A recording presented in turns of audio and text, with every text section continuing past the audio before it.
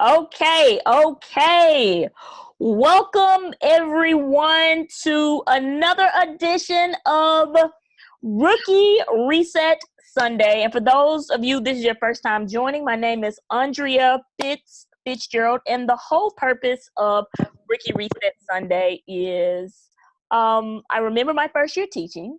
I'd be sitting on my couch on a Sunday night just like this, except I would be stressed the hell out because I could not manage my class and I just couldn't quite figure out this teaching thing. So the whole purpose of this Rookie Reset Sunday is to hopefully provide you with tips, strategies, and tools from people who are crushing it, or as Miss Lovell, crushed it in the game of teaching. And hopefully you won't be stressed like I was on those Sunday nights just like this. So I am so excited to have a Kirby legend, the GOAT, greatest of all time, Miss Mary Lou Lovell. Yes, she is a legend at the Kirby English 4. Now, you might try somebody, but you are not trying, Miss Lovell. I'm going to try to use some good English here. I normally don't use it, Miss Lovell, but for you, I'm going to give it to you because I know we can't have all this. We're good. We're good. Okay, good. Okay, yeah. So I am so excited to have you here, Miss Lovell. When I put this up and I was like, Miss Lovell's coming, man, people would like remind me, oh my gosh, I gotta tune in, I gotta check out, because you are a legend at the curb. Like, you're a legend over in these streets. So yes, for those of you that are joining, so for people who maybe they don't know who Miss Lovell is, could you tell us a little about who are you? What are you doing these days? What's going on, Miss Lovell? Okay, well, first of all, I've been retired 5 years. I worked 51 years. I just kind of do what I want to. I'm involved in the arts, do a lot of work at the Brooks and at the Dixon. I have a grandson that's 8 years old. I travel a lot with my family. I just enjoy life, but I must say that I still miss the classroom. But that's pretty much what I am right now. Also, so you just chilling, you done That's had right. us reading Macbeth and Hamlet, and now you just at the house chilling. These Sunday evenings are much easier now that I'm retired.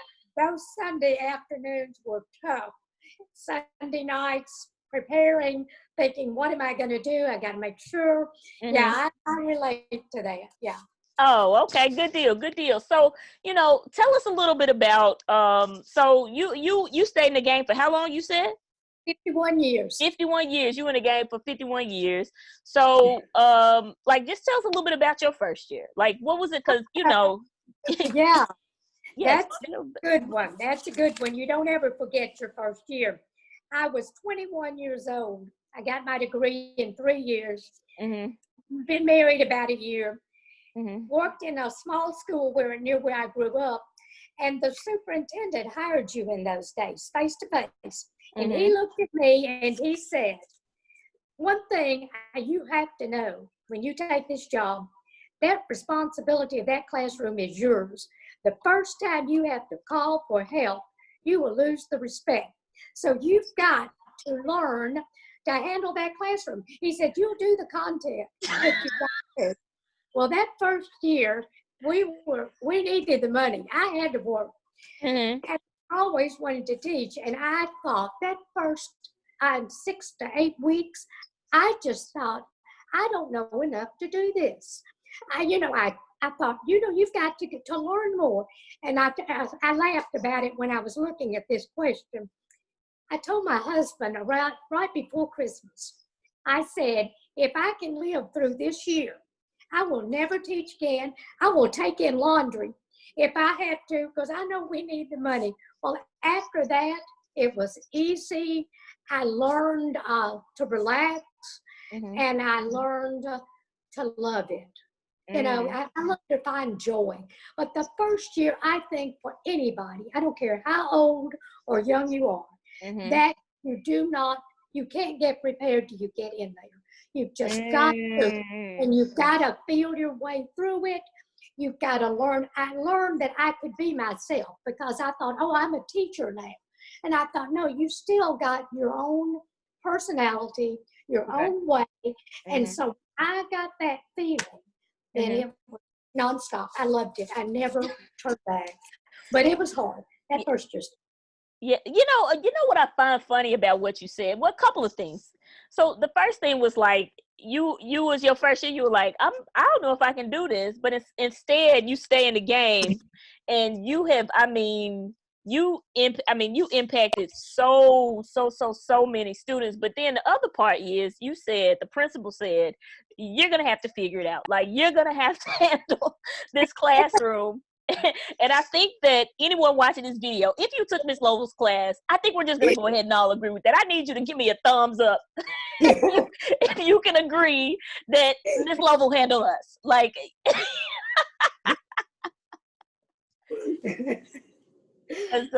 you would not try. I mean, how did you have that confidence like that? Because I mean, you like how tall are you, Miss Lovell? I tell you what, I do know. And I do believe this, and you've got to remember, I'm a lot older, but I learned my content upside down, sideways, backward. I studied every night, and I was in it 51 years. I studied every night because everybody was different every year. When I got confident that you know this, then you can teach, you can watch the classroom, you can get the attention because you know it so well.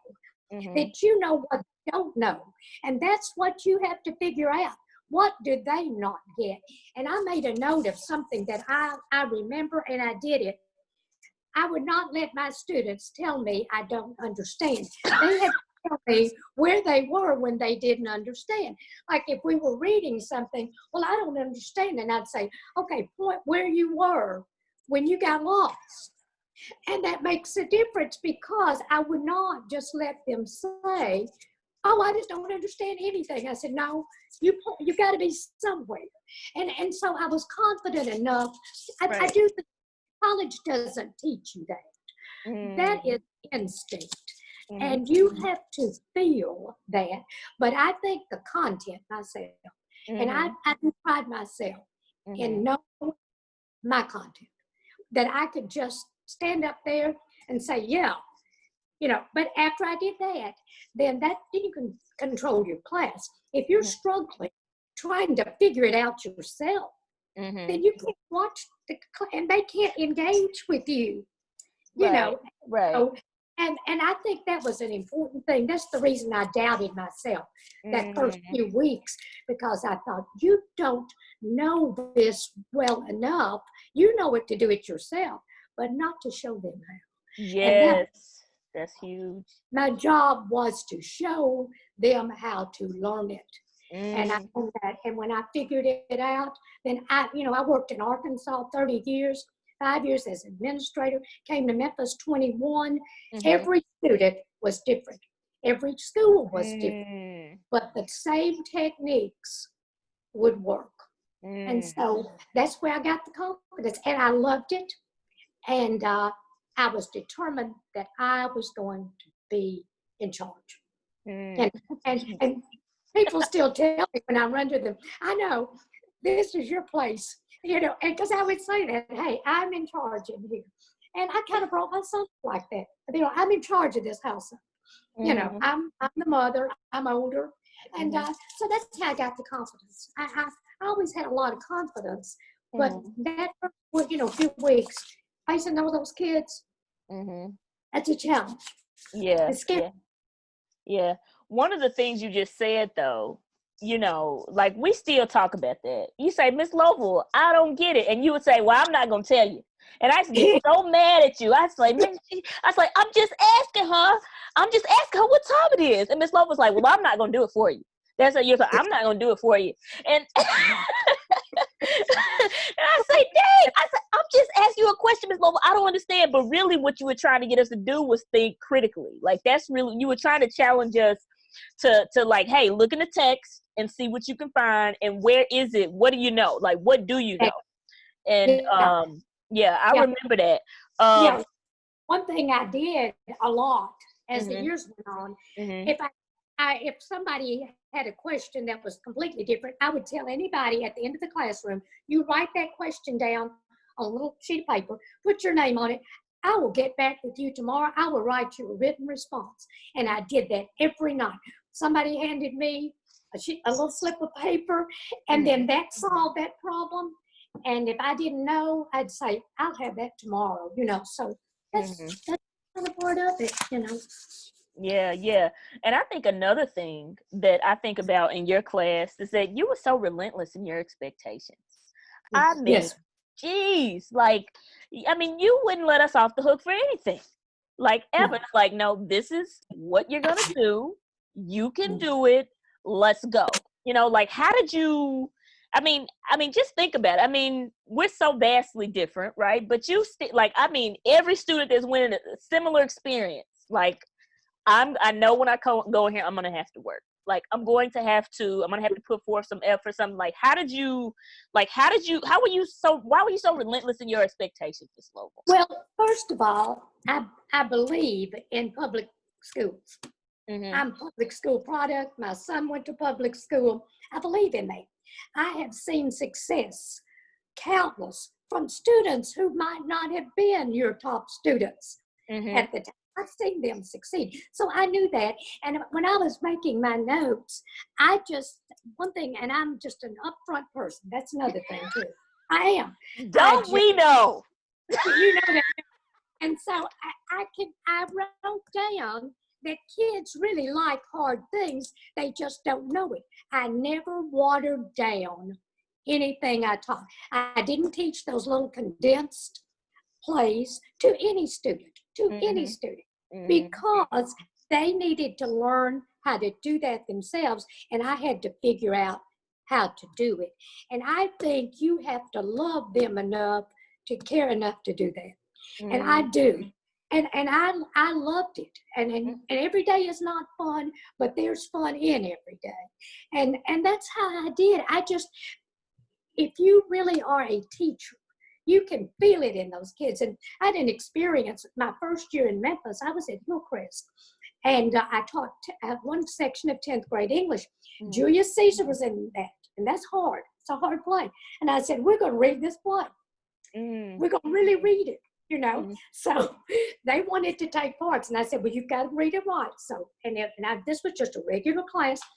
And so one young man had been Cassius, and he was the least likely Shakespearean student, but he liked that role.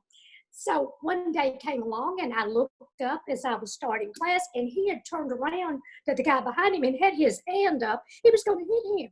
And I said, wait, what are you doing? He said he was going to be Cassius today, and that's who I am. And I laughed, and I said, now, you can't fight over Cassius because the principal would not believe that you all fought over Julius Caesar.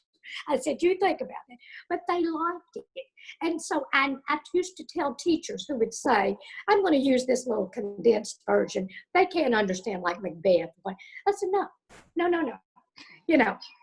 Because I do believe that every student wants to believe that I am capable. I used to tell my students, an A here is going to be an A anywhere. I don't care what school you go to. You make an A. You read this book here, you would have read it somewhere else in one of these fancier, maybe a private school. We're going to do the same thing. And I love that. And it's really true. And because I believe that about myself. I believe I don't want somebody to pamper me and say, oh, well, you can't do that well. We know you can't handle that. Because I can handle a hall too. And people didn't know I could handle a hallway. I could handle that hallway because that wanted to, that, don't you? Oh, yeah, we know. That was the pride I had. I wanted my students to have that pride. I didn't want them to go out and say, well, she just kind of went through it. She doesn't think we're learning. So right. I just think that is so important.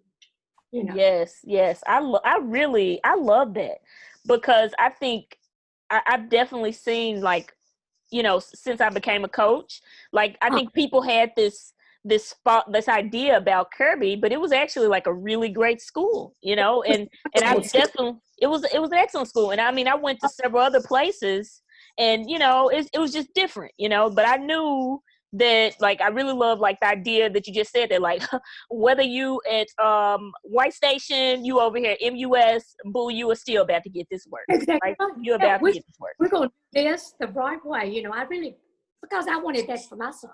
I wanted to be have that challenge where people thought, hey, you can do this, you can get out here and compete. So that's how I did that, you know. Yeah, I love that. I love that. So some comments, Kendrick Alexander, he just said, when I went off to college, I was one of the only students in my comp class who could write a paper because of you. Oh, so, how wonderful. Yeah, shout out to you. Shout out to you. And Miss Webb just said, she said, hey, Miss Lovell and Miss Fitzgerald and Miss Hobson. So somebody just said, we know that hallway real well. Yeah, we already know. You better get in there. Somebody said, you still look the same. Come on, Miss Lovell. Yes, all of that. Okay, so considering all the things you've done thus far in education, like, what do you think is the most essential piece of information that a new teacher absolutely must know?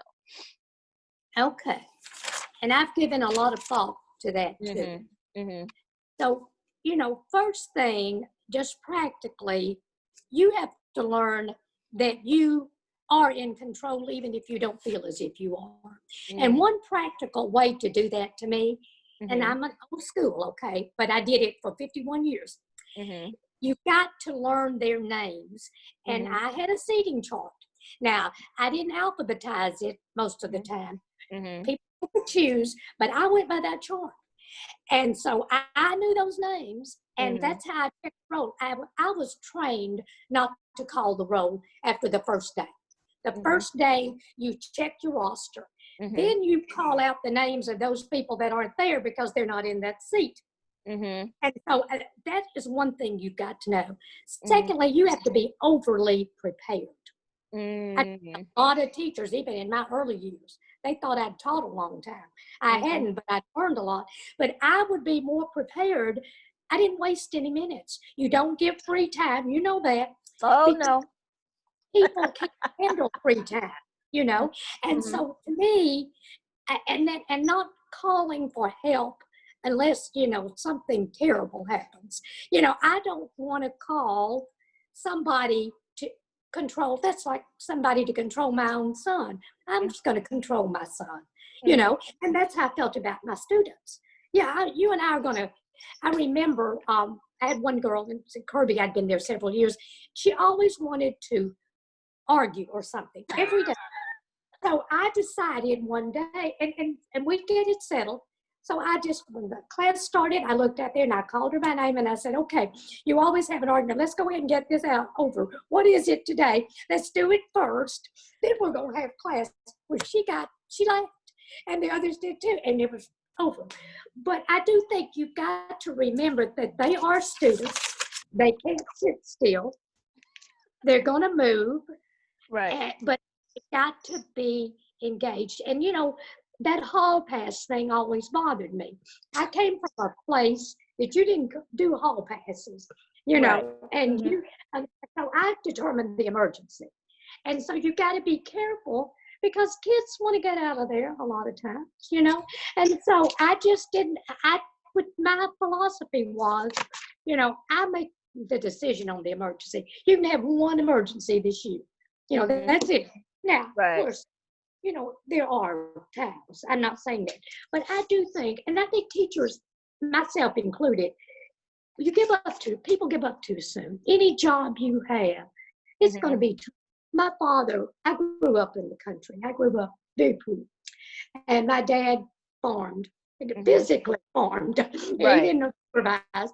But I can remember, well, when I started to work, I told my daddy one day, I said, well, I'm tired today. He said, but did you work? I said, yes. He said, good. You're supposed to be tired if you work. He said, what did you think? You wouldn't be tired? And so I think that we have to learn that, you know, and to do it is just get in there and do it. But I loved it so much. And I wanted to do well. So that's just kind of I do think the taking care of yourself too. Mm-hmm. I think you got to take care of yourself. You know, I work out every day. I still work out every day. Mm-hmm. You know, I'm going to do, jogging, walking, aerobics, weightlifting, did it every day. Mm-hmm. And it gets the stress off. At the end of the day, I never left when the bell rang. Mm-hmm. I stayed, I unwind, get my room together, get myself together, be around so the kids know, hey, she's still here. You know, just that kind of and another thing, my students told me, I learned a lot from them. You got to dress the way you want them to see you. Now, you don't wear expensive clothing, Right. but you look like the teacher. You can be stylish too. You can be trendy, but they need to see that you like them enough to care. A girl told me that one of my last years at Kirby. She raised her hand and she said, you like this, don't you? And I said, well, I do. And I said, why did you say that? She said, because you dress like you do. You like us.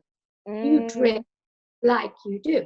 And I, most of my clothing was not expensive, but I dressed and I tried to dress the way I wanted them to feel about themselves. If that makes that's sense. deep. That's real deep. I really did. I wanted them to say, hey, I'm important to her. She got dressed today. She didn't. One girl told me, said, you just didn't cover your body with your clothes. That's what she told me once. She said, you really, and I said, yes, because I want you to feel. And I think, we don't like dress codes, no, and I don't think they ought to be that strict, but I do think that presence, I taught my son the same thing. I said, it matters. If you go in that office or he always works, there's some job, you need to look like you care about that place. Like pride in your appearance. Exactly. So I think that is just, and you got to have a sense of humor. And I do have. I have a sense of humor, and I can laugh about things. I love the humor of my students. Just the relationships. I think that knowing that name, when I mentioned that earlier, when I was at Hillcrest, one young man sat on the side. The classes were big, and I was walking around, and he touched my arm, and I remember his name, and I said, what do you need? And I called his name, and he said, he named a teacher there, and he said, he doesn't know my name. I mean, we're looking at a senior here, okay? Great big guy. And I said, oh, yes, he does. I said, why do you say that? And he said, he has never called my name. And I said, I think he knows it, but I don't know if he did. But that's something I've never forgotten. Yes, you call that name. You call him his name. You don't just say students, you say Andrea, John, I really do, because it's a teaching, and my friends who don't teach don't understand this. Teaching is a personal relationship with them. It really is. It really is. 45 people in there, it's still a one-on-one. And when you get that, then the rest of it will come. But if they're anonymous and you just walk in there with the book or whatever, even if you're smart, it doesn't matter. It doesn't matter how smart you are or how dumb you are. If you don't have that relationship, and I think, and you don't have to, and when I was looking at this, because I had my little grandson today, and we listened to all this rap and all this stuff, and we danced all over the place, and I thought about that, because they just went west, and he had his cowboy dialect today. He's going to go get this something, whatever he said. So, but I remembered, you don't have to use the students' terminology, but you've got to use an educated terminology that they need to learn, but then you've also got to be familiar with theirs. And I learned that from conversations with students. They'd come in at lunch if they didn't want to go to lunch, because I never went to lunch. I stayed in there. And they would say, I like to talk to you. You don't talk crazy. And I don't know if I'm crazy or not, but we weren't talking about school. We were just having a conversation, you know? Mm-hmm. And so that's a relationship thing. And I think that when we go to college, nobody mentions that. They don't. You're the boss. You go in there, you go, and that's not how it works. And I think that contributed to my success. I'm not a big person. I'm short and small. I am, and but size has nothing to do with it. It's that love that one of my students told me one time, that passion. He said, there's a passion, and he said, I got to have that to learn. I can't learn from somebody that doesn't have passion. Yes. Yes. But he wanted the passion. And yes. So that's just that relationship again. And that when that gets down to the equity, all students are equal. I don't care. I don't want to know anything about them before they come in there. Teachers always say, you're gonna have so and so. No, I don't want to know that. Right. I want to figure that out. Yes. And I think that was so evident in your class, because it was, again, everybody is about to get this work. Yes, you are going to, what is the first? I think we had to remember, was it the first? I had to remember a whole, was it prose of something? I don't even remember. To be or not to be, that is the question. Oh, yes, there you go. You had to memorize that. Yes, I remember. It trains that brain. I have students from 50 years ago that I taught. They can still quote passages. They weren't the best students, but they remember that. I ran into a young man in Macy's one day about 5 years ago, and I taught him a good while, and he had a son at MUS.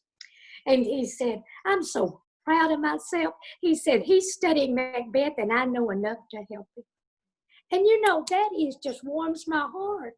And so, yeah, it may sound old-fashioned, but it gives you that ownership.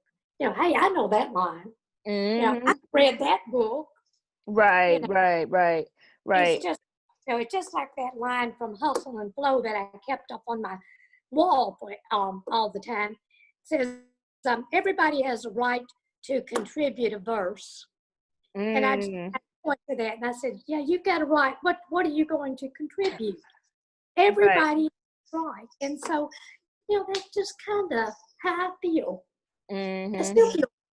I've been in the classroom in 5 years, but I feel that way. Yeah. And I think it was so evident. Like, just all those things, but I especially appreciate you calling out the relationships. Because I don't think I got that either when I first got into teaching. I didn't get that. I was like, wait a minute, I'm just coming to teach math. What's all this? You got to really get to know people and stuff like that. I was like, oh my gosh, that's like, this is a lot. This is a whole other side of the work. So, for you to be in as long as you did, like you caught that, and you caught that early. But I definitely, I had a student teacher one time, and he was so smart. He made like a 36 on the ACT, but the relationships, like he couldn't get it going. Going, and I would go to the copy. I was like, okay, I'm gonna run the copy. I'll be right back, and it would just be like chaos. Yeah, you've got to figure that out, and it is not. It is a job, and you do get paid, but it's more than a job. It's a feeling. To me, it's the future. Yes, the future of our world, of our society. If we don't care enough about these young people to give them a foundation in whatever subject, no matter what it is, and in everyday life. Right. One of the greatest compliments I ever came was from one of the roughest students that I taught, and I was at Kirby. I've been there several years, and she had a hard life, and I knew she had. I knew a lot about her. Well, every day was a challenge. But and one day she looked at me and she said, I want to be you when I grow up. And I said, well, you're going to have to get yourself together. She said in front of the whole class. I said, you're going to have to get yourself together. You're going to have to hold yourself up. And so I let her be me when we had those capstone things. So we set ours up in the library. And I said, you're going to be me tomorrow. I'm going to teach. You're going to get dressed. You're going to look good. and you're going to talk right, and you're going to go over and greet every judge and every person that comes there. I'm going to be in my room. And my son happened to be one of the people that came down to look. He had no idea of this. So that night he called me and he said, who was that well-spoken, well-dressed young lady that met us and said, welcome? And I said, oh, that's my student. And that's who she was that day. And I just think that gave her, because I said, I'm not going to check on you. You know? And so, yeah, if you want to be me, whatever that is, then you need to do this. And it gave her a reason to learn something. You know, I'm motivated to learn because I like stuff like that. But not everybody. You know, they got a reason. You know, why do I need this? What am I going to do? Well, you may not make $1 with it, but it gives you a depth for life. You know, give a confidence no matter what profession. And I firmly believe in physical jobs. I mean, I would tell her, you know, you're good at electronics. You need to be an electrician, but you need to read well. You know, you need to have something inside you that give you something. And I think, and I don't know how you get that, but I do know it's true. Yeah. And I really love you saying that because I think that is so important. One of the things you just named is that it's almost like you had to figure out what mattered to this student. Because it's like, yeah, I love learning. Like I came and I was like, oh my gosh, I love math. You should love it too. Yeah, well, okay. They didn't care about the math problem. But you know what they cared about? Those zeros in their bank account. You know, I would tell them that. And, you know, and that was something I wrote down that I think teachers make a mistake doing. Everything counted in my class. You do it, I'm going to look at it. Now, that's work. But I'm going to look at it and I'm going to give you credit and I won't accept a 0. I'm not just going to put a 0 down here, but you're going to do something and I'm not going to ignore a 0. You're going to put something here. And when you do that enough and people know you're going to do it, like you said, they came in there knowing it. Then, you know, but a lot of people, that's a lot of effort. You know, you got to look at them, especially, well, in any class, you teach language, you teach that writing, you got to read it. You know, you got to, and I think when the students figure out that you are looking at their individual work and at them as an individual, then it goes from there, you know. Yeah. We definitely know you graded everything. Everything. I don't even know how you had time for that. You waking up at 4:00 running and you looked at everything. Yeah, I did. And I thought if it were important enough for me to assign it, it was important enough for me to at least look at it, make a comment of some kind. I'm not saying that's easy. And say, well, I don't get paid to do that. Well, you know, a lot of people don't get paid to do a lot of things. And so that never bothered me. I was tired a lot of days, but I raised a son by myself. I ran a household. You know, I had worked 2 jobs. I worked out at Southwest most nights, 2 nights a week.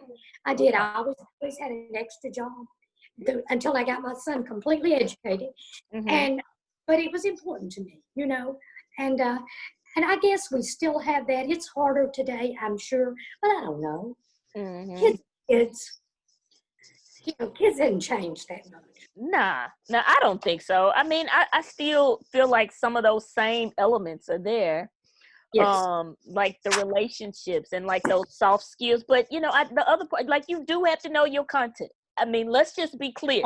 Exactly. You know, like, like, I mean, okay, whoop-de-woo, relationships, yes, and I think that's crucial. I think that's like 60% of what you do, and then it's like the other 40 is, to me, like the mindset and the content expertise.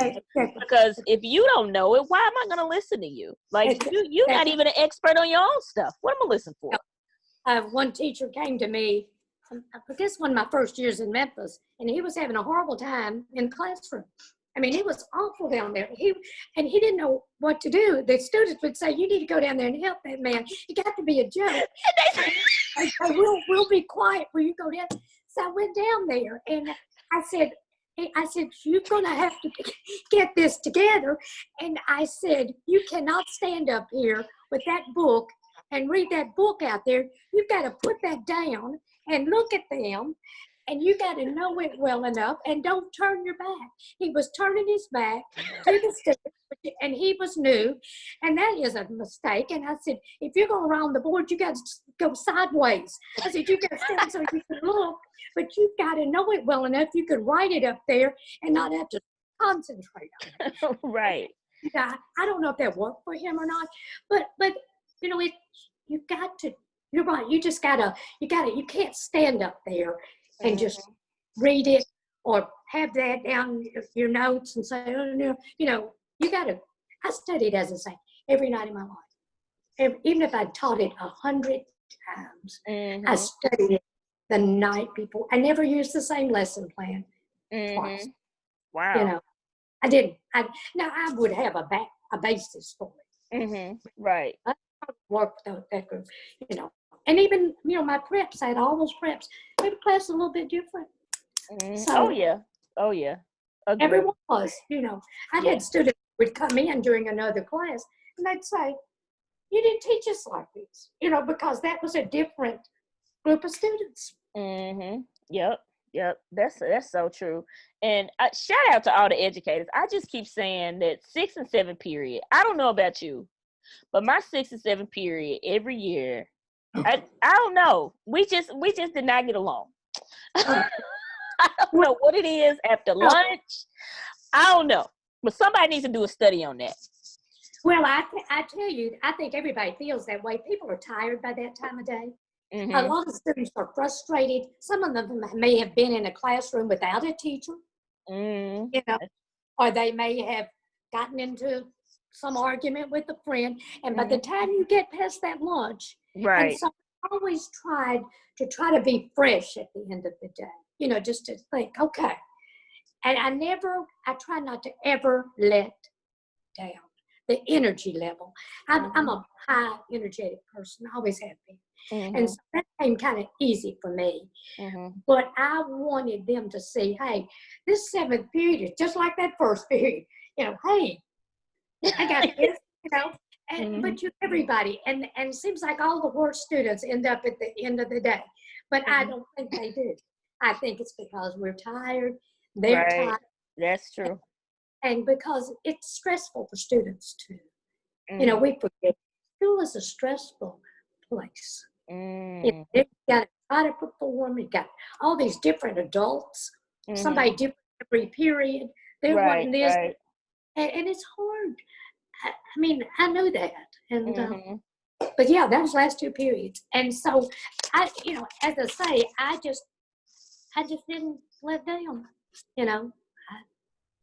But you're right on that; those are tough ones. Yeah, those are tough. So I was just thinking about that, like, you know, you a GOAT in the game, and so like if a teacher now, like, because a lot of teachers are freaking out right now because we about to go online, like it's happening more than likely, it's happening. Like, how would you navigate that situation since you're the real MVP? Like, if you were to work with that situation, what would you do if you had to go virtual right now? Well, my little grandson, they had to finish up. He was in the 2nd grade. They finished up online with the teacher there, his real teacher there. And he had to take a picture of his work and send it in. So I kind of watched that, and I watched his reaction. If I were going to do that, I would literally want to see some work that they had done, whether it's a picture or something, an email to me. You know, I would have to find a way to make personal contact. Now, you can do that because they may not have access, but my students had my email. Those last few years when we had email available, not my school email, my personal email. Because I taught that dual enrollment class for the University of Memphis, and but we had it in that classroom, just like a regular class. And I said, you just send, if you've got a question on your paper, send it to me. I said, try to send it before midnight. And you know, and you, that's what's going to happen. It would be scary to teach like that because you don't, we've already talked about it in my family because the students haven't met the teacher yet. So there they've got this face on the screen. Yeah. Yeah. And they can't see you really. You know? And Right. so to be the difficult is getting them motivated enough and trusting enough Yes. that you know what you're going to have to do. You're going to have to figure out a way to hook them and make Yes. to do that, you know, and Mm-hmm. you got to figure it out. And I think I would just tell them who I was and how much I care about this, Mm-hmm. and this is going to do well for you, but you've got to do this. This is your future. You can't Mm-hmm. give up on this. It's got Mm-hmm. to be done this way. Maybe it's not the way we want, Right. but still, because I watched, as I say, I watched my little grandson do Uh-huh. that, and they had a schedule. You know, Mm-hmm. you did this and this and this, and he had to be dressed. He had to have on his shirt, you know. I mean, he had to be dressed up. He couldn't have his pajamas on either, you know, because they Wow. had that face-to-face thing. Wow. And because, and I, first of all, I wondered, but as I watched that, he took pride in, even though he wasn't in that classroom, he really was. He had Mm-hmm. a shirt, and Mm-hmm. he his hair combed, you know, Mm-hmm. you know what I mean? And Right. so just witnessing that at the elementary level Mm-hmm. and activities, they even had PE online, you know, and they'd have to do so many push-ups. So on the mornings I had it, because his mother worked a couple of mornings, he'd get down, he'd say, okay, I got to do these. And, you know, just that engagement. And that is Mm-hmm. so difficult. It would be difficult for me too. Yes, yeah, yeah, and I really appreciate you naming because that's the idea of like getting that hook, Yes. like getting them to buy in. Because I just think about like in a classroom, it can be challenging sometimes to get kids bought in. Something like it can be like realistically. Oh, definitely.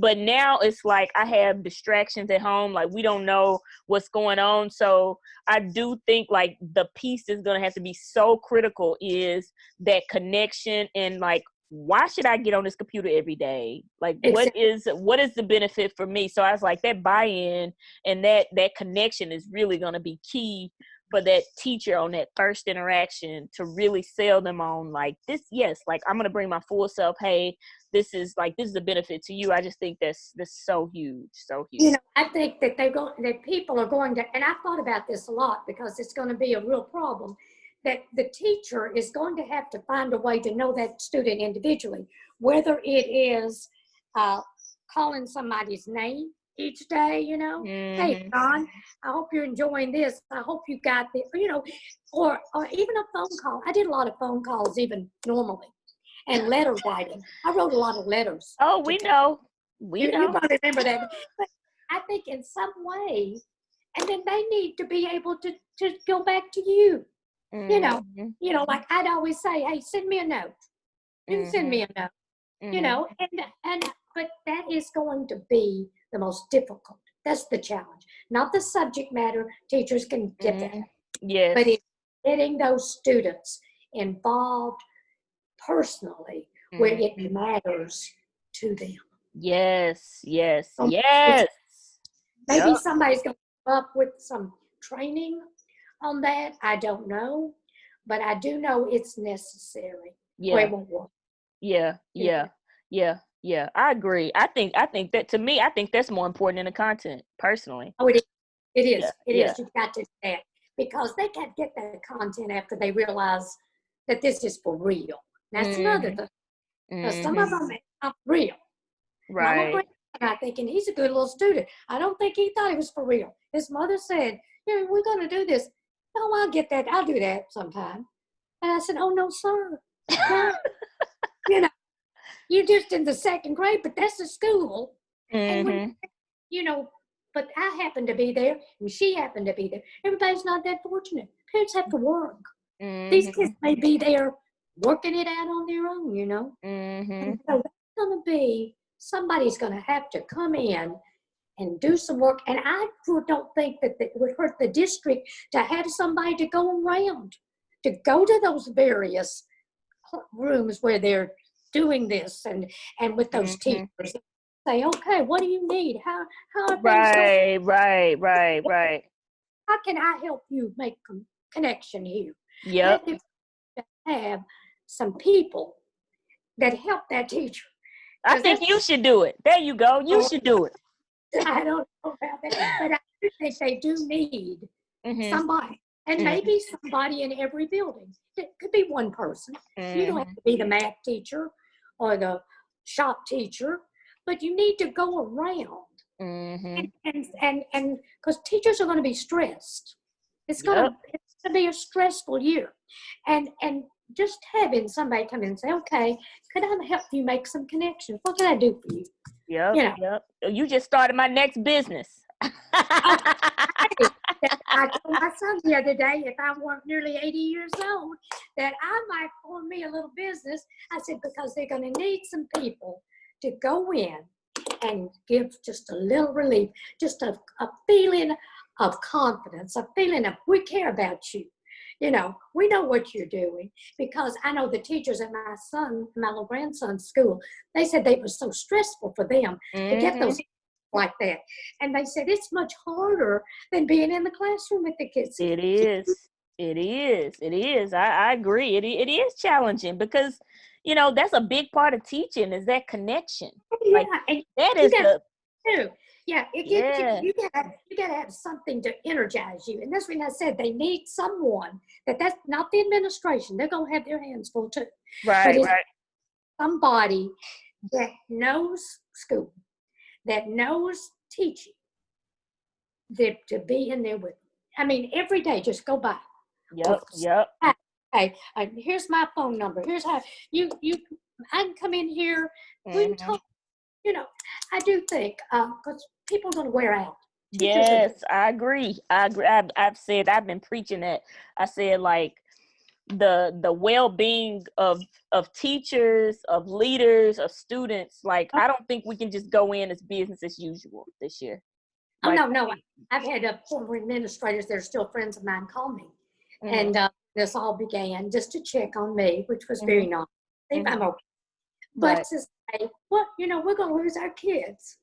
Will they return mentally to this? And I felt the same way. And that's every child. I don't care what level, economic, intellectual, it's because you're going to lose your good students too. People think, oh, well, the good students, no. They're going to be the ones, they'll say, I can catch up this. That's, and I think that's the challenge. And I don't know the answer, but I do know you're going to have some help, moral support. Yeah. That emotional piece is definitely. I mean, we just. I mean, it's just so much. I mean, it's a lot. It is a lot, and I don't think, and nobody really knows. No. No. This is unknown territory, and so, and I don't think anybody can figure it out within a few weeks. So. About my son, and I talked about that the other day, and I said, if I were still teaching, I would teach. I'd do it this year. I said, if I were still teaching, I would not quit. I said, I do, because I said, they need people. And I said, so I've been retired and I'm too old to teach, but even at my age, if I were still teaching, I would go back. I would say, okay, you show me, I'll do the best I can with this, and I'd figure it out. You probably teach the whole district. Let's go. Put her on a Zoom. She doing a English webinar, senior English. We need to get that going. Let's talk, Miss Lovell. That's a business right there. I know people would pay for that. I'm certain Miss Lovell on a webinar teaching her Macbeth and her Hamlet. It would be a challenge, and it would be fun to figure it out. I'm not saying that people aren't going to throw their hands up, but I like a good challenging one. Or I wouldn't have changed states. I've moved around a lot, but I like that. And you got to go in it with that attitude. Hey, I'm the teacher. I can meet this challenge. I may be frustrated. I may not do the best job, but I am going to give it my all. I would teach it just like I would if I walked in front of your classroom today. And those students in there, I'd teach it like that every single day. And I'd have that energy. I wouldn't read it. I would, I just try my best to give it my all, and that's what people don't have to buy into that. They don't. You're passionate about it. It's like, well, shoot. I I am. mean, she in here sweating and teaching like her hair on fire. Shoot, I might as well do a little something too. Yeah, I think the teachers too can play a role with one another, with the support. Instead of I remember that superintendent who hired me. He was a wise man. He's a tough leader too. But he told me, he said, one thing you're going to have to learn when you get in this job, you got to stay away from the negative. He said, you can't hang around where everybody's negative. And he said, you're going to see that. And he said, you don't know that right now because you haven't taught yet. He said, but stay away and just don't listen to it. And he said, you keep that is true. Even if it is negative, if it's a negative thing and it's a horrible thing, can't listen to that. If you do, then you will be negative. And I think that's going to be, I don't know how people are going to do it, but they're going to have somebody to boost them. Yeah, I do. I think, man, yeah, you said something right there. I mean, yeah, they definitely, they're like, the support is definitely gonna have to be there. It's just, it's new for everybody. It's like we building and flying it as we go, but the support is gonna be huge this year in particular. Yeah, so that's gonna be huge. So we're bumping up against time, but I have a few more questions I just want to get in. So what is something that you wish someone would have told you when you were a new teacher? Like something you like, man, I wish they would have told me this. Anything? I had some very good older teachers in the building when I started. They knew me, and they left me alone for a while. But you got to get in there and find it. But on days that I was so frustrated, they would say, "Hey, I felt that way." So I wish that, I don't know if this could even be possible, but I felt defeated if I felt frustrated. I thought, you can't do this. But as I learned from the older teachers, they didn't teach me how to teach, but they taught me, hey, that's normal. I lost my temper the other day. I lost my temper. I went home and said, I'm quitting, and just the fact that everybody knows that, because when you're new, you think everybody else knows stuff and they're successful, and here you are not going to do it. But they need, I ran into a former teacher I worked with in my early years. I'd only taught 2 years when he began to teach, because I was teaching early.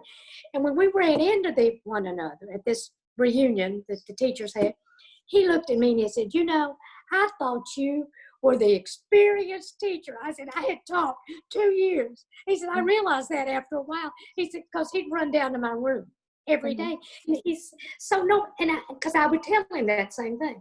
Hey, he said, what am I going to do? They're going to add 10 minutes to the next period. And I said, you got to have 10 more minutes. I said, I always have more than you need. And so if teachers, young teachers, if they just knew, it's okay. I haven't always been who I am today. I took it a step at a time. And they need to know. If somebody had told me, I don't know if anybody can tell you, though, how hard it is. But nobody, So, no. But his advice, I think, of staying away from the negative and taking charge myself. He was great. He just, and he was a no-nonsense person. But I just think people need to know that, and make some friends, too. Make some friends in the building. I always knew everyone in the building I worked in. Everybody. Every staff member, custodian, anybody that drove a bus, the security, I knew their names. I knew where every teacher was in every room. I would go around sometimes, especially to people that were new, and I'd say, I'm so-and-so, and just that, I guess I didn't think about that when I started teaching. I thought, you're out here on your own, but there's a support group, and the more friendships that you have, and then that just eases you. and to know that they felt the same way. Mm-hmm. That just like, I didn't think I'd ever teach after the first year. I thought I'm going to find something else because I had to borrow the money to go to school. So I knew I had to pay that money back. Right. To work. But no, not too many people would know that about me because then I get it. But if somebody were struggling, I'd say, hey, that's normal. I've Mm-hmm.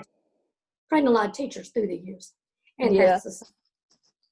Yeah, that's I heard someone else say that too. When we said you were coming, somebody was like, "Did you help?" You say you helped a lot of teachers too. Yeah. Yeah, yeah. And another thing that I hear you saying, as you said that like number one was really about community and really leveraging the people in the building as a support and just taking time to meet the people in the building. But also I see a big part of personal responsibility, like I'm going to have to figure this out, you know? Exactly. Yeah, Mm, yeah. yeah. Nobody can be you. Mm-hmm. Nobody can be you. You got to figure your method. You can give some people some hints, and Mm-hmm. I've done that many times. You need to know their names. So I always had a seating chart for my substitute, and those students had to sign up by the row when they came in, and that Right. person's paper better be in that row, and because it was important for that whoever had to be me that day. And I didn't miss much. I was just about to say, did you have a sub? I Because said, I remember you being there every day. yeah, Like, there's no telling how much sick leave I had when I retired. But I wanted that teacher to have the same benefit of being able to call that student's name, yes. And I don't know what they're going to do about subbing this year too. I mean, that's going to be interesting situation. Yeah, it's gonna be interesting altogether. I think this is definitely gonna give us opportunity to reimagine what can actually take place this year. I don't know. It's gonna be real. It's just gonna be real interesting. It is going Yeah, to be very interesting, and we're gonna have to get really, really creative. yeah. I would think too. There may need to be a little place where you could have just a little small 4 or 5 students. You say, I'm gonna be down here at the library. It's your Mm-hmm. turn. You could still kind of keep your distance. They're Mm-hmm. gonna have to. People are gonna have to work out what works for them and that community. That's Yep. what they're going. Yep, I think so too. I think so. I actually saw on this webinar I attended maybe a few weeks ago, they said that like the small group model, like even in the class, they were Uh-huh. saying that what they did was like 3 days a week, like no more than 10 students Yes, a few yes, times a day. Cause so it can be, a little bit more intimate and more like you yes. can really support people with what they need, which I thought that was really unique and cool. See, that would work. They did that with my little grandson. There was one time, maybe a couple of times a week, that he was with 4 students. And the Mm, teacher was with them, and they discussed. And right, right. it's still the same thing. Yep. And he loved those days. She would send out the little email that this will be your group. You'll be with John and so and so and so and so, and it worked. Mm-hmm. So that's a really good thought right there. Yeah, yeah. I think that could actually work. Cause I mean, and then I feel like people could get more of what they need, Yeah, versus like 40 people on a Zoom. Which yeah. I Oh, mean, right. I know when I get on Zoom, I kind of, it's a lot of people. Sometimes I check out. So I Yeah, mean, yeah. I, It's gonna be interesting. I'm gonna follow it. I'm sure little Miss Lovell gonna be on it. She gonna be online. She gonna be teaching y'all. If anybody Yeah. looking for a high school English teacher senior year, you need somebody to fill in and get the people right and type. Miss Lovell is in the building. Yeah. Okay. All right. Okay. Well, we are bumping up on time, and I just want to just kind of summarize what we discussed today. So what is one key point or takeaway that you'd like for our listeners to take away from our conversation today? What is that one key point you just want to kind of stick in the sand and say, this is it? I think in just doing a lot of thinking about my career and Mm-hmm. preparation for this. I think that teachers need to remind themselves, Mm-hmm. I am a vital part of this community and the progress and the future of Mm-hmm. my. I believe that with all my heart. And I am important as a teacher. I'm not just a teacher. So many people say, I'm just a teacher. That is not true. And I Mm-hmm. think if teachers that are starting out, even if they've taught 30 years, whatever, that they are going to have to remember, hey, I am important to this community and to the future of my children, my grandchildren, my great-grandchildren. Mm-hmm. And I just think that that is something that they need to. All these other techniques work, but until you believe that your role is important, that I Mm-hmm. used to think they can't make it without me. My son asked me one day, I went to work sick. I didn't feel. He said, well, they can do that. I said, no, they can't do that without me. That's important to me. Mm-hmm. And so when you're on Zoom, you may not feel that. Mm-hmm. So Right. one thing that I think I learned, I am an important person, not by salary, by any means, Mm-hmm. not by my name, but Right. by what I do. And Mm. I think every teacher needs to know that. Mm. That's real. I mean, that's just it. That's real. Because if you don't think you're important to what you're doing, then it's not going to matter to anybody. And, It's I not. mean, that's the truth. If I didn't think that what I did made a difference in Mm-hmm. this world, Right. no matter, Right. I don't care what the job is. And the Mm-hmm. reason I knew everybody in that building, my custodian that cleaned my room was just as important to me as the teacher next door or as the principal. She had a role. She was important to me. Mm-hmm. And so I think when you're not there live, somebody's got to remind you. So I Mm-hmm. think one thing that people are going to have to do. Mm-hmm. Yeah, I love that. I love that. It makes me think about when you say that, it's almost like selling a product. If Oh, if you don't believe that this is urgent, this is important, exactly. I know you need this product. I know you need this. Then why am I going to do it? Like, who cares? I don't care. And Right. I'm going to just go ahead and say that most students, I'm going to say all students probably that attended your class would agree that it was urgent every day. And it was clearly evident that it mattered because we just knew, yeah, man, I have been playing around all day, but I cannot go in this class and do that. Let me get myself alert because I'm not. I mean, I don't even know if you could even go to. I don't even felt like I could go to sleep in there because I was like, I need to be paying attention to, like it was. Yeah, you definitely painted that picture for us. That energy was felt, like the passion, and yeah, this is important. I know that this is important. I'm important. This content is important. You need this. So I think I would agree. I'm going to go ahead and say most people would agree that we definitely felt that sense of urgency in there. Yes. I'm glad you did. You did well, Sam. I have a lot of successful students out there. I Mm-hmm. mean, when you've taught 51 years, you think of the thousands of Mm-hmm. students. And I still hear from those I taught the first year I taught. Mm-hmm. Hey, Wow. I'm so-and-so. I want you to meet my grandchild. Then I Mm-hmm. hear from those I taught the last year, Mm-hmm. and there they Right. all run into them. Hey, Right. I'm in school, or I've got this job down here. And, Mm-hmm. and that's success. Right there. Mm-hmm. That's my success Yeah, for me. definitely. I mean, yeah, definitely. I would agree with that. I mean, you have had such a huge impact, I know, on me and just multiple people. Like, I wish you could have seen the feed when I was like, "Yo, Miss Lovell coming." It was like, I mean, it was insane. Like, just the impact and the influence that you've just had on so many of us, and just because I honestly I did not like English. I mean, I didn't like English. But I mean, I think in that class, in another class, it's probably the first time that I like felt confident writing a paper. It used to take me so long to write a paper, Mhm, but mhm. learning from you and just the high standards you had, I actually, I was like, oh, it's not that bad. So Right. thank You you for felt good that. about yourself.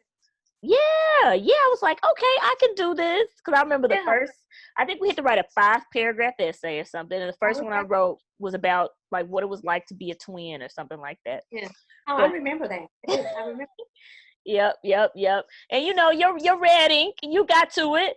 But I still got a decent grade on it. It was like my first, I think, A on an English paper. I mean, because I was so unconfident in my writing. Like I just was not. So thank you again just for being a Oh, guest and bringing your thank you. expertise. It was Thank just awesome. It was just so awesome and just sharing all your gems. Let's check the chat and see. I mean, it's so many people on here. But James Patton Jr., he said Miss Lovell Oh, yeah.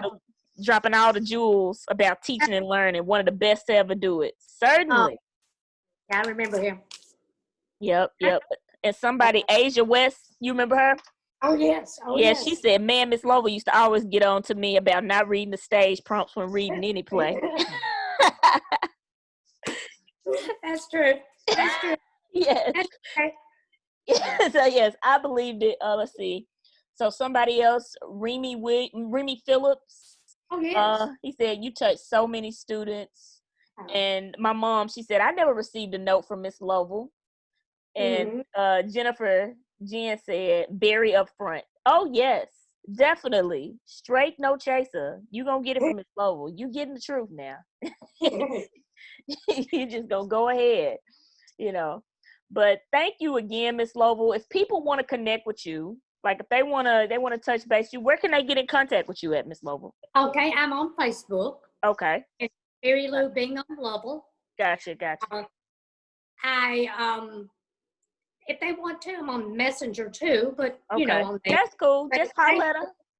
they can. A lot of my former students Mm-hmm. want me to friend them, and I do. Okay. But they do that, and then if they need something personally from me, I can make that connection with them, and I'll do that. I do Okay. that a lot of people that Okay. say, I've been out of school a long time, but I need such and such. Could you write me a letter or something? And I do that, and I enjoy doing that. No problem. But I would be happy. If they want to make a connection through Facebook, and then they need me personally, I Right. can give them some personal information. And that's good for me. It's a good part of my life. Awesome. And it just makes I just want to add this tidbit here that me and my sister were talking one day that you were definitely more than a teacher though. I remember my senior year, like the end of it was a little challenging for me, and but like just I don't know, I felt like I could talk to you about things outside of like just the content. So Yeah. shout out to you for that too. You Well, definitely are more than a teacher. think that's important. I think that my son told me that one day after he was grown. And he said, you take time like you did with me to sit down and just talk to me. He said, not lecture me, just have a conversation. And he said, a lot of students haven't had that. And so you can provide that. And he said, I want you. And I did, because I'm kind of like that. Maybe my family's too much involved with me. They would get upset. So I need that other person that I can say, hey, this driving me crazy, and they won't just go all to pieces. And I think that a teacher, now, I don't know if everybody can do that or not. You can't get too personally involved. You've got to still be the teacher, but Right. you have that ear and that feeling without being a lecturer or a critic. Yep. But I That's did. a gem right there. That's a gem. That's huge. Say that one more time. So you said you have to be a listening ear without being a critic or a lecturer. Exactly. They don't come to you to be lectured or to be critical. They come in to bare their soul about something. It may be something very critical. It may be something small. It may just be a little. But everything has to be approached that way. And even if it's something, and I've had students get involved in some terrible things. I've helped them. They come in, I can't tell my mother this. And I say, okay, let's figure out how we're going to tell her and how we're going to handle this. And it just may be a little small something. I've just had a bad day today. You know, Mm-hmm. one boy told me one day, he said, I got up mad this morning. I said, well, that's okay. You're just going to have to get over it. And he said, I get up mad a lot of days, you know? And I said, maybe we need to figure out some way to make your day better. I had a student I kept Pop-Tarts for because he was a special needs student. Early homeroom those days. And that bus would be late. He missed breakfast. And I taught seniors about a ninth grade homeroom. I didn't know the child, but if he missed breakfast, he was just hyper, just crazy. And he'd say, the bus was like, no breakfast. So I bought Pop-Tarts. I kept them in my desk because I realized that he needed it. And I just put it right on that desk. And you know, others didn't need a Pop-Tart, but he needed one. You know, and I never made a big deal. I just get it out, lay it right there. So I knew the day the bus was late and he came in late that he was going to be hungry. And so I just put a Pop-Tart out there and may help me and him too. Right. I love that. So we're closing out. Wait, we have one more comment. Fonda Booker. Miss Booker, she said, hello, Miss Mary, miss you. You look young as ever. Oh, wow, that's a great compliment. Yeah, Miss Booker and I go back a long way. I've had a long career in a lot of places, but everybody, I told my son the other day, I've been treated so well. And I think, because he said something, and I said, I get a lot more praise than I deserve. I said, you have to realize that. And he said, well, I don't know. And I said, I do. I said, I have been in all situations, but I've never been mistreated. And I said, I've been respected. And I said, a lot of it has just been from individuals. And I appreciate that. As a, you know, new to this city. I mean, I came here with experience, but not here. Wow. You know, and so you know, like people like Fonda Booker, all of the administrators, the other teachers, the parents, you know, I taught a lot of people's siblings, their cousins, you know, and that was a good feeling for me. Hey, you taught my cousin, you remember, you know. So I have been appreciated, and I appreciate it. Yes, yeah, we definitely appreciate you, Miss Lovell, and thank you again for joining Rookie Reset Sunday. And for all of you guys that are watching, I need you to go to mentalfitness.com/rookies and get that book, The Rookies Playbook, a new teacher's practical playbook for thriving in the first years of teaching. So thank you guys again for tuning in. We'll be back next week, same time, 7 p.m. And thank you again, Miss Lovell, for your expertise and bringing all of your knowledge and just giving us insight into the real MVP around here. Miss Lovell, thank you again. And we will be back next week. Have a great night, guys. We'll talk soon. Good night. Okay, here we go. See, I think all right. It is. Let me stop the recording. How do I?